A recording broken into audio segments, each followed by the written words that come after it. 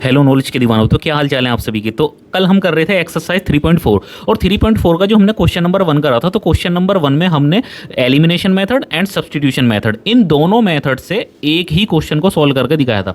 तो हमने इसका क्वेश्चन नंबर 1 भी कर लिया था और हमने इसका क्वेश्चन नंबर सेकंड वाला पार्ट भी इसका कर लिया था 1 का। ठीक है, तो आज हम इसके चलते हैं थर्ड वाले पार्ट की तरफ। तो ये रहा थर्ड वाला पार्ट आपकी स्क्रीन के ऊपर।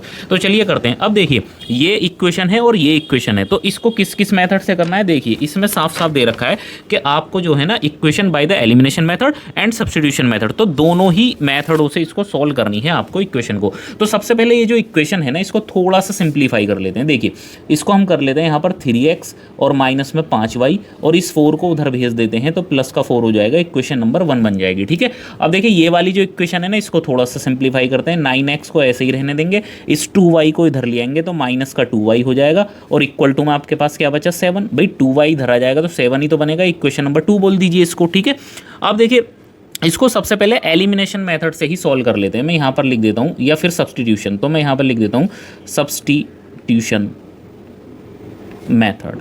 ठीक है, तो सब्स्टिट्यूशन मेथड क्या होता है आप सभी जानते हैं। किसी भी एक इक्वेशन से डमी वैल्यू निकाल लेते हैं, तो हम निकालते हैं। देखिए 3x की डायरेक्ट वैल्यू निकालो, तो यहाँ पर हम लिखते हैं फ्रॉम 1। ठीक है, अब देखिए 3x की वैल्यू क्यों निकाल लें डायरेक्ट, अभी आपको समझ में आ जाएगा। तो 3x को हमने यहीं पर ही रखा। ठीक है, इस 5y को उधर भेज दिया तो प्लस का 5y हो जाएगा। ठीक है, और ये वाला 4 आपके पास प्लस का वहाँ पे पहले से ही था। ठीक है, तो 3x की वैल्यू आ गई 5y + 4 और इसको इक्वेशन नंबर 3 बोल दीजिए। सर इस 3 को आप नीचे क्यों नहीं ला रहे हैं। देखिए मैं नीचे इसलिए नहीं लेकर आ रहा हूँ क्योंकि मुझे पता है कि ये जो 9x है, ठीक है, तो 3x का ही मल्टीपल है 9x। ठीक है, तो मुझे आसानी रहेगी, तो मैं यहाँ पर लिख देता हूँ पुट इन इक्वेशन सेकंड। ठीक है, तो देखिए इक्वेशन सेकंड को ध्यान से देखिए, जहाँ मेरी फिंगर है तो इस 9x को मैं लिख देता हूँ 3 इंटू में 3x। ठीक है, क्योंकि 3 3 9x वही बात है। ठीक है, और माइनस में 2y एज इट इज और इक्वल टू में 7। अब इससे क्या फायदा होगा, 3 हमारा ऐसा ही रहेगा और ये जो 3x है ना, इस 3x की जगह मैं डायरेक्ट पुट करूँगा 5y + में 4, क्योंकि 3x की डायरेक्ट मेरे पास वैल्यू है। ठीक है, और माइनस में 2y एज इट इज और इक्वल टू में 7। इससे मेरी कैलकुलेशन बहुत ज़्यादा आसान हो गई। 3 5 कितने होते हैं सर, 15y होते हैं। ठीक है, प्लस 3 4 कितने होते हैं सर, 12 होते हैं,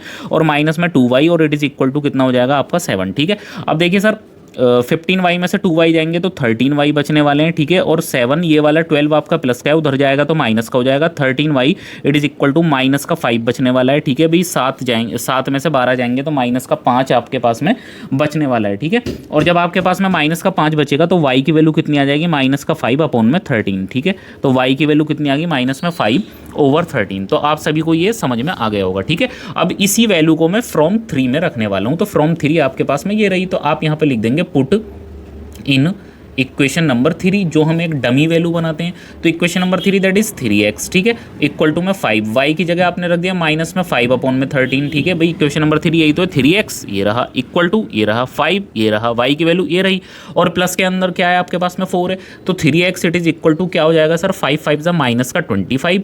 ठीक है, अपॉन में 13 और प्लस का 4। यस या नो। ठीक है, अब देखिए 3x को आपने एज इट इज रखा और माइनस का 25 भी एज इट इज है। एलसीएम ले लीजिए, 13 4 सा कितना होता है आपका 52 होता है, और डिवाइडेड बाई कितना आ जाएगा आपका 13 आ जाएगा। ठीक है, तो 3x it is equal to 52 और माइनस का 25, तो कितना बचेगा सर, 27 बचेगा, अपॉन में 13 है। ठीक है, तो x इक्वल टू कितना हो जाएगा 27 अपॉन में 13, और ये वाला जो 3 है ना, ये भी तो यहाँ डिवाइड में आएगा। यस, ये जो 3 है ये भी यहाँ डिवाइड में आ जाएगा। अब 3 से इसको कैंसिल आउट कर दीजिए, तो 3 9 सा कितने होते हैं 27, तो x इक्वल टू कितना हो जाएगा आपका 9 अपॉन में 13। This is your answer. Yes, तो एक आंसर आपका ये रहा, एक आंसर आपका ये रहा। सर ये बात आपने जो बताई है, ये बात है किसकी सर, ये बात है सब्स्टिट्यूशन मेथड की। तो सर अब आप हमें यहाँ पर एलिमिनेशन मेथड भी करके बताइए, क्योंकि बुक्स में क्वेश्चन इसी तरह से बोल रहा है कि elimination and the substitution method से सॉल्व कीजिए। ठीक है सर, देखिए एलिमिनेशन मेथड में क्या करते हैं कि वेरिएबल को सेम बनाते हैं और साइन को अपोजिट करते हैं। देखिए यहाँ पर इक्वेशन नंबर 1 देखिए, यहाँ पर 3x और इक्वेशन नंबर 2 में 9x है। भाई इस 3 को 9 बनाना कितना आसान है, 3 से मल्टीप्लाई कर दो। तो यहाँ पर लिख देंगे कि multiplying 3 multiply by 3 in equation first. ठीक है, multiplying by 3 in equation first. तो इक्वेशन फर्स्ट क्या है आपकी 3x, तो 3x में 3 से मल्टीप्लाई करेंगे तो 9x हो जाएगा, और 3 5 कितने होते हैं सर 15y होते हैं, और 3 4 कितने होते हैं 12 होते हैं। और इक्वेशन नंबर जो आपकी सेकंड वाली है उसको एज इट इज उतार देंगे, 9x हो जाएगा, 2y आपके पास है और इक्वल टू में 7 है, ठीक है। अब देखिए इसको साइन को चेंज कीजिए क्योंकि वेरिएबल सेम है, बट ये भी प्लस है ये भी प्लस है, तो अपोजिट साइन चाहिए तो इसको कर देंगे आप माइनस, ये प्लस है तो इसको ये माइनस है तो प्लस कर देंगे, ये आपका प्लस है तो माइनस कर देंगे, ठीक है।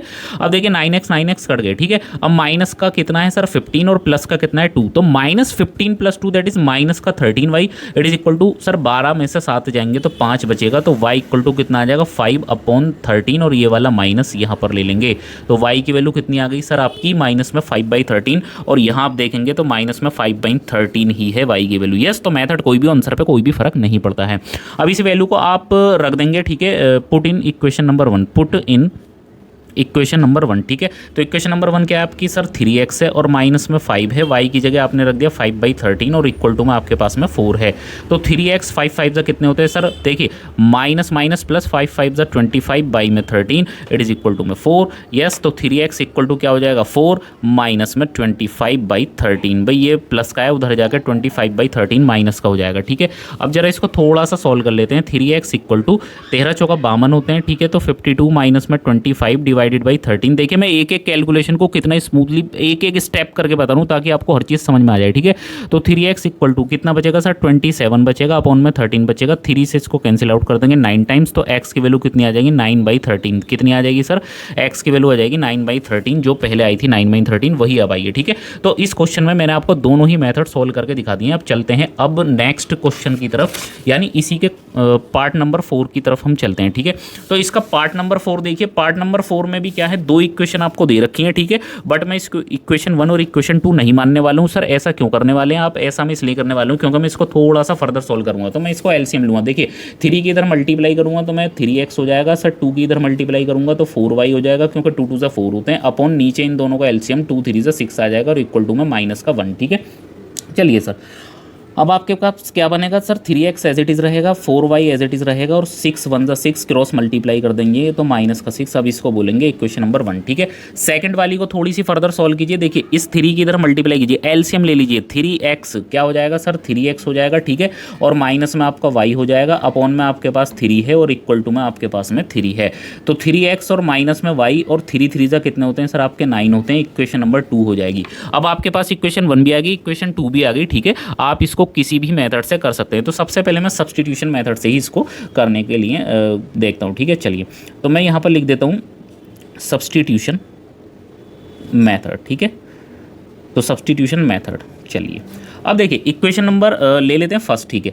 तो यहाँ पर मैं लिख देता हूँ फ्रॉम 2, ठीक है, 2 ले लेते हैं फर्स्ट नहीं। चलिए अब देखिए 3x की डायरेक्ट वैल्यू निकालो, क्योंकि 3x इक्वल टू देखिए ये माइनस का है y उधर जाएगा तो प्लस का हो जाएगा। 9 आपके पास पहले से ही सर 3x की आपने वैल्यू डायरेक्ट निकाल ली, क्यों, क्योंकि मेरे पास में 3x as it is they रखा है इक्वेशन नंबर 1 में, जहाँ मैं इसको रख के इस्तेमाल कर सकता हूँ। तो मैं यहाँ पर लिख देता हूँ पुट इन इक्वेशन नंबर 1, ठीक है, क्योंकि मैंने 2 से निकाली है तो 1 में पुट करेंगे, ठीक है। इसको डमी वैल्यू को आप इक्वेशन नंबर 3 भी बोल सकते हैं।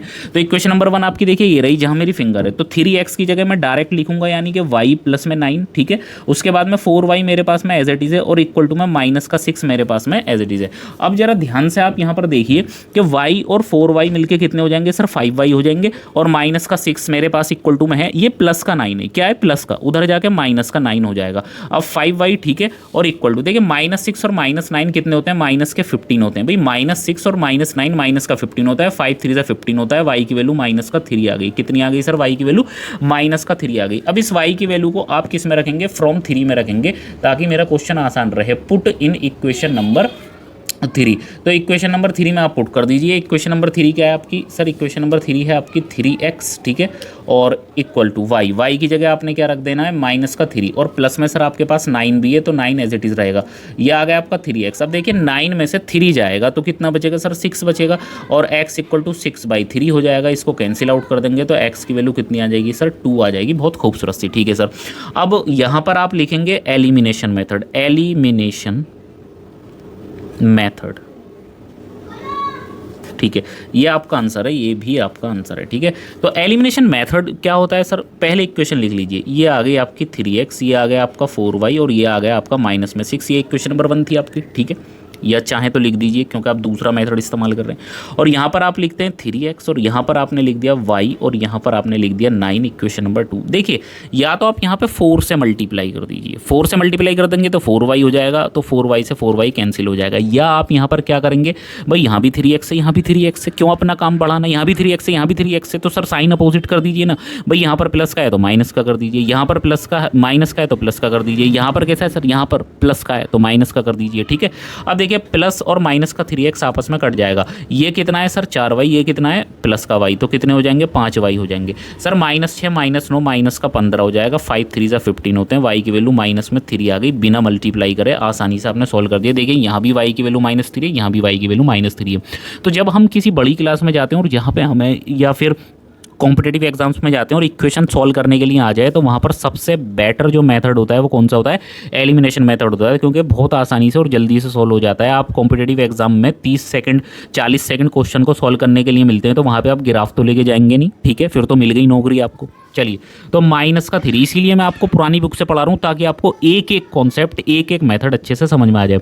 अब देखिए जो -3 आई है कोई सी भी इक्वेशन में रख दो, तो इस बार मैं 1 में पुट करके दिखाता हूँ। तो मैं यहाँ पे लिख दूँ पुट इन, ठीक है, पुट इन इक्वेशन नंबर 1। ठीक है, तो इक्वेशन नंबर 1 आपकी क्या है, चलिए पहले इसको नोट ही कर लेते हैं। 3x है, प्लस में 4y और इक्वल टू में माइनस का 6 है। ठीक है, तो यहाँ पर आपका रहा 3x, ठीक है, और प्लस में 4y की जगह आपने -3 रख दिया और इक्वल टू में माइनस का 6, तो ये आपका 3x हो जाएगा, प्लस माइनस माइनस हो जाएगा, 4 3 12 होता है और इक्वल टू में माइनस का 6। ठीक है, अब 3x अपनी जगह, ये 12 देखिए माइनस का है उधर भेज दो, प्लस का हो गया भाई, ये 12 माइनस का है उधर भेज के प्लस का हो गया, और ये एक -6 पहले से ही बैठा था यहाँ पे, ये रहा। ठीक है, तो 3x इक्वल टू भाई 6, 12 में से 6 जाएंगे तो कितने बचेंगे सर, 6 ही तो बचेंगे। ठीक है, और 3 दूनी 6 होते हैं, तो x की वैल्यू कितनी आ जाएगी, 2 आ जाएगी। ठीक है, x की वैल्यू 2 आ जाएगी, और आप देख सकते हैं पहले भी x की वैल्यू 2 ही आई थी। ठीक है, तो आपका जो ये बहुत ही ज़बरदस्त लेवल के क्वेश्चन थे जो आज मैंने आपको कराए हैं। ठीक है, तो देखिए दोस्तों क्वेश्चन नंबर 1 में, क्वेश्चन नंबर 1 आपका क्या कह रहा था कि एलिमिनेशन मेथड से भी सॉल्व कीजिए और सब्स्टिट्यूशन मेथड से भी सॉल्व कीजिए। तो मैंने क्वेश्चन नंबर 1 का पहला वाला पार्ट आपको कल की वीडियो में करके दिखाया था, दोनों ही मेथड ये रहे। ठीक है, और दूसरा वाला पार्ट भी मैंने कल की वीडियो में करके दिखाया था, दोनों ही मेथड आपके यहाँ पर हैं। ठीक है, और आज की वीडियो में मैंने क्या करा है कि आज की वीडियो में मैंने इसी का क्वेश्चन नंबर 3 लिया है, यानी क्वेश्चन नंबर 1 का तीसरा वाला पार्ट मैंने लिया है, और सब्स्टिट्यूशन और एलिमिनेशन दोनों तरह के मेथड से आपको सोल्व करके दिखाया है, और इसका पार्ट नंबर 4 भी लिया है, और दोनों तरह के मेथड सब्स्टिट्यूशन और एलिमिनेशन दोनों तरह के मेथड से आपको करके मैंने दिखा दिया है। ठीक है, तो आज आपका ये क्वेश्चन नंबर 1 आपका बिल्कुल कंप्लीट हो चुका है। क्वेश्चन नंबर 1 में कितने पार्ट थे सर, 4 पार्ट थे, और 4 के 4 मैंने करा दिए। क्वेश्चन नंबर 2 के अंदर एक्सरसाइज 3.1 का जो क्वेश्चन नंबर 2 है वो लास्ट क्वेश्चन है, और वो ऐसा नहीं है कि सर क्वेश्चन नंबर 2 लास्ट हो गया। अभी क्वेश्चन नंबर 2 के अंदर पूरे के पूरे 6 पार्ट हैं। कितने पार्ट हैं, पूरे के पूरे 6 पार्ट हैं, और ये 6 के 6 पार्ट मैं आपको कल की वीडियो में कराने वाला हूँ। तो आज की वीडियो में सिर्फ इतना ही। ठीक है, और अगर आपको हमारी मेहनत पसंद आती है और हमारा काम आपको अच्छा लग रहा है, हमारे पढ़े हुए क्वेश्चन आपको समझ में आ रहे हैं, तो हमारा ये चैनल है बिंदास सीखो, इसको सब्सक्राइब करना ना भूलें और बेल आइकन को प्रेस कर लें ताकि आने वाली वीडियो की नोटिफिकेशन आपको टाइम पर मिल जाए। ठीक है, तो तब तक के लिए बाय, धन्यवाद, जय हिंद, जय भारत।